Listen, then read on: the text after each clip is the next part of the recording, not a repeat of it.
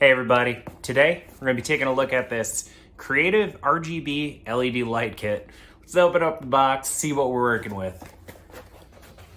Alright, so everything in a very nice bubble wrap, keeping it safe. You'll love to see it. We have our RGB light here. We have a very nice tripod. Look at this guy. In here seems to be a mount so you can attach your phone to the light and a USB-C charging cable. All right, so first up, we're gonna set up our tripod. You'll see each leg actually has these 5 notches here. These represent the 5 different heights for the tripod. You wanna make sure each leg is the same height. So I'm gonna put these all on the 1 for now. And now we have a really nice, sturdy, wide base.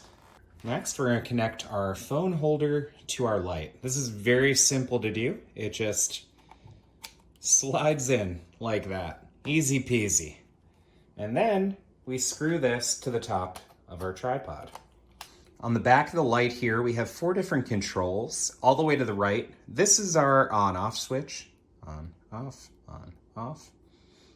The middle 2, these are brightness controls. You can either increase your brightness, make it really bright, or decrease, of course, make it really dull, whatever your needs are. And then all the way to the left, this is our RGB color mode selector. We've got 3 basic modes. There's a cool, daylight, and warm. Now one of the really cool things, if you hold down this button in the back for 2 to 3 seconds, we're gonna enter sound control mode. So you can see it kind of moving with my voice.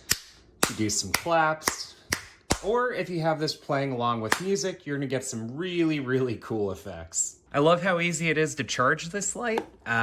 They provide you with this USB-C cable, so all you do, plug one end right into the top of the light here, and then the other end, like any USB device, you can stick it in your wall, you can stick it in your computer, or you can stick it in a USB device like I have here.